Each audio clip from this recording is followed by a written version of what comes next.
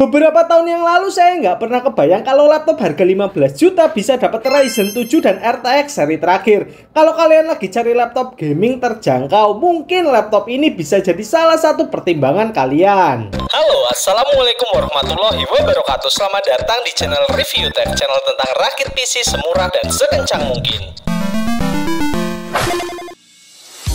Laptop gaming pastinya beda ya dengan PC gaming. Rakit PC gaming di bawah 10 juta itu gampang, tapi laptop gaming pastinya harganya di atas 10 juta. Saya dipinjemin lagi oleh AMD laptop Acer Nitro V16, laptop gaming dengan spek kekinian, tapi sayangnya menurut saya agak sedikit kemahalan. Ketika kita beli laptop ini, kita dapat unit laptopnya, buku garansi dan charger. Berat laptopnya 2,55 kg, sedangkan charger 135 wattnya setengah kilogram. Jadi total beratnya adalah 3 kg. Lumayan berat ya untuk dibawa-bawa, tapi nggak apa-apa lah, hitung-hitung olahraga. Acer Nitro V16 punya layar IPS 16 inch 165Hz 100% sRGB dengan resolusi WUXGA atau 1920x1200 pixel dengan rasio 16:10. Engselnya bisa dibuka dengan satu tangan dan di bagian belakang ada logo Acer Nitro.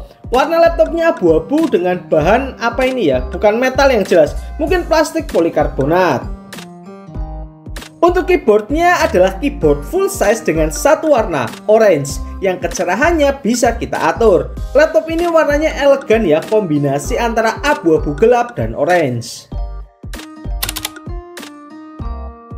Untuk kelengkapan portnya, di samping kiri ada satu port USB 3.0, satu port LAN dan satu lubang audio jack. Di sebelah kanan ada satu port USB 3.0 dan di bagian belakang ada lubang power, satu lubang HDMI dan satu lubang USB Type-C. Menurut saya ini parah ya, masa laptop gaming yang pastinya butuh banyak peripheral yang nancep cuma dikasih dua USB Type-A. Sekarang kita ke spesifikasi mesinnya, pakai Ryzen 8000 series, Ryzen 7 8845HS, seri HS, seri di bawahnya HX. Berarti ini seri yang seimbang antara performa dan mobilitas. Memiliki 8 core dan 16 thread, bus frekuensinya 3,8 GHz dengan turbo boost up to 5,1 GHz. TDP-nya 45 watt, support RAM DDR5 dan support PCIe 4.0x20. Menariknya, prosesor ini punya GPU Radeon 7 80M. Jadi misal ya, amit-amit GPU RTX-nya bermasalah, tetap bisa nyala laptopnya. Kalau kita bandingkan dengan desktop, performanya mendekati Ryzen 7 8700F. Untuk RAM-nya sendiri pakai RAM 16GB DDR5 5600 MHz dual channel. Untuk RAM-nya masih bisa diupgrade ya sampai 32GB. Storage-nya pakai NVMe 512GB Gen 4. Setelah saya tes pakai Crystal Disk Smart, read-nya tembus 4727 MB per second dan write-nya di 3336 MB per second. NVMe-nya juga masih bisa tambah satu slot lagi. Mumpung NVMe lagi murah, bisa nih kalau mau nambah. Dan part terakhir yang akan saya bahas adalah GPU-nya. Pakai Nvidia RTX 4050 Mobile, memiliki VRAM 6GB 96 bit GDDR6. Base clock-nya 1455 MHz dengan boost clock 1755 MHz. TDP-nya 50 watt dan bisa berjalan di PCIe 4.0x16. Salah satu yang paling ditonjolkan dari RTX 4000 series adalah fitur DLSS 3-nya. Nanti kita akan tes di gaming. Nah, sekarang kita ke aspek yang paling penting, harga. Harga laptop Acer Nitro V16 adalah 15.059.000. Sayangnya buat kaum mendang-mending tingkat akut seperti saya, ini laptop masih sedikit kemahalan. Kenapa?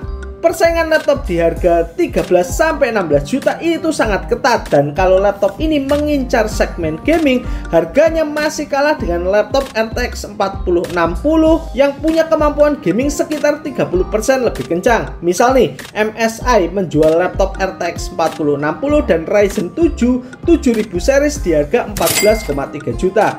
Kalau laptop ini turun ke 13 jutaan, saya rasa sangat worth untuk dibeli karena performa dari Ryzen 7 8000 seriesnya itu mantep banget, naik performa sekitar 20% dari generasi sebelumnya.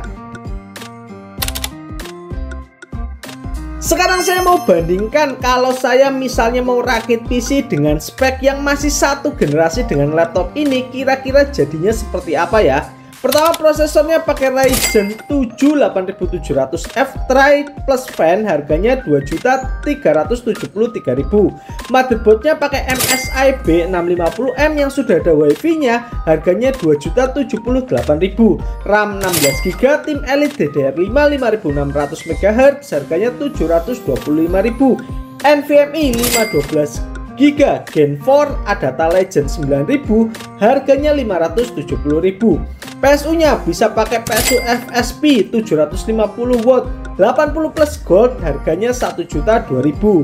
VGA-nya karena nggak ada RTX 4050 desktop ya, kita pakai RTX 4060 8GB di harga 4.337.000. Casingnya biar keren pakai model Aquarium Armageddon Aquaron Wibo 359.000.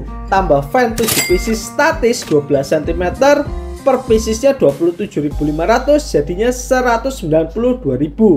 Biar setara dengan laptop, PC ini harus ditambah monitor, keyboard, mouse, dan speaker. Monitornya kita cari monitor 27 inch 2K 180Hz IPS. Ada nih Xiaomi, harganya 2.391.000. Keyboardnya pakai mechanical 70% dari Zfriend, harganya 362.000.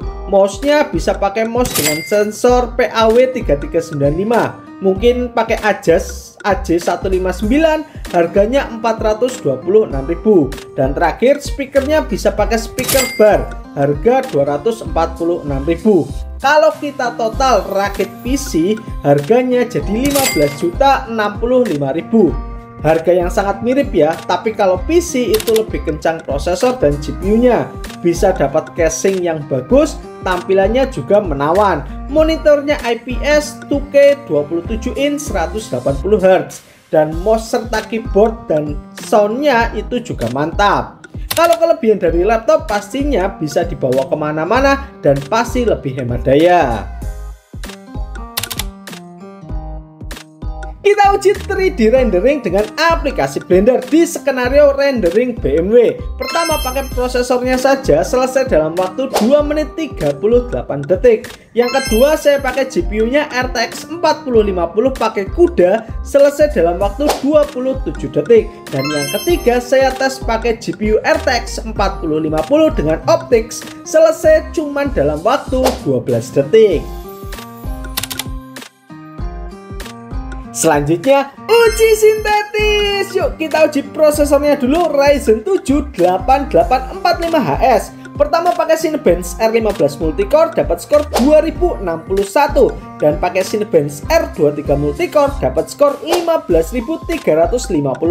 Sayangnya suhu maksimal prosesornya tembus di 101 derajat. Ternyata fan dari laptop ini masih kurang optimal dalam menghandle suhu dari Ryzen 7. Kemudian saya uji GPU-nya, RTX 4050 laptop. Pertama dengan Unigen Heaven di setting 1920 x 1200 high, dapat skor 4874 dengan suhu maksimal GPU-nya di 74 derajat dengan rata-rata FPS 421.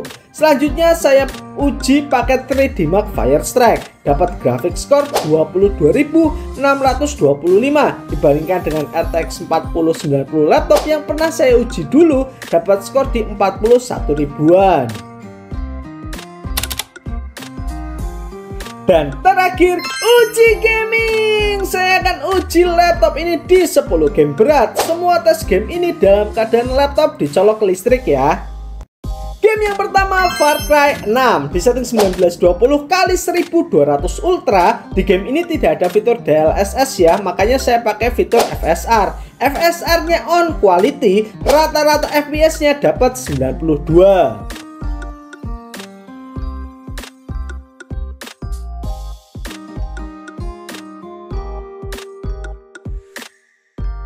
Selanjutnya Cyberpunk 2077 di setting 1920x1200 very high, DLSS nya on quality dengan ray tracing. Dapat rata-rata FPS 92.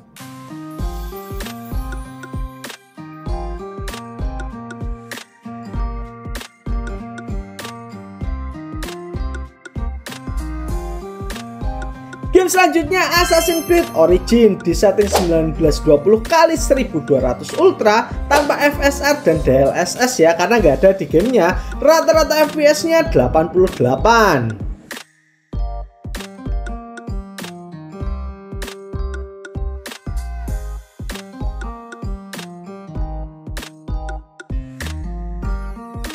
Game yang keempat Shadow of the Tomb Raider setting 1920x1200 highest, DLSS nya on quality, rata-rata FPS nya dapat di 122.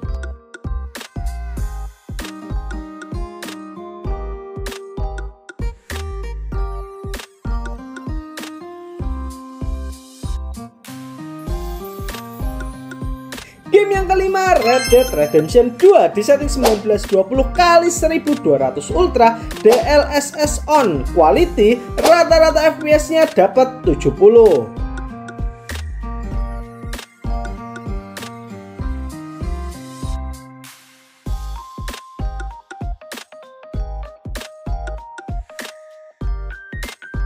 Game yang keenam Tekken 8 di setting 1920x1200 Ultra tanpa FSR dan DLSS, dapat FPS 60 mentok. Di game ini FPS nya nggak bisa lebih dari 60 ya.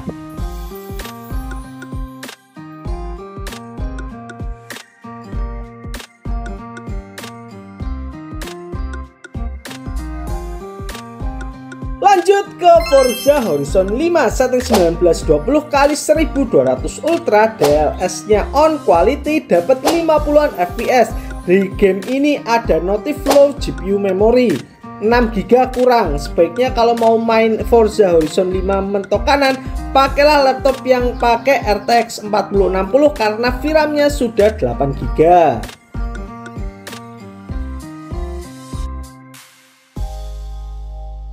Selanjutnya game Spider-Man Remastered di setting 1920x1080 very high, DLSS on quality, FG nya on, dapat FPS di atas 100.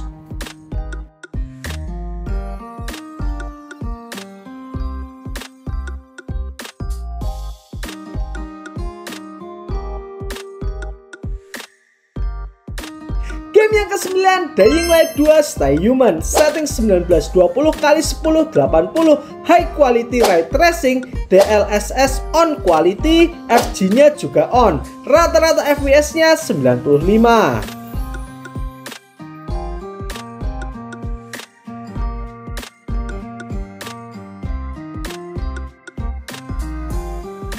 Dan game yang terakhir Black Myth Wukong di setting 1920x1080 very high, DLSS nya on quality, FG nya juga on, full ray tracing, rata-rata FPS nya dapat 55.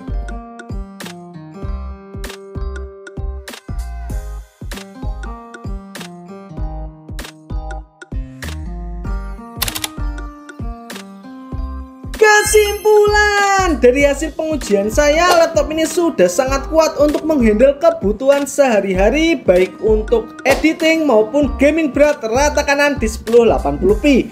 Kekurangannya cuma di harga yang masih sedikit kemahalan. Semoga sih bisa turun ya ke 13 juta. Dan port USB Type A nya cuma ada 2 pieces. Ini sangat menyusahkan menurut saya.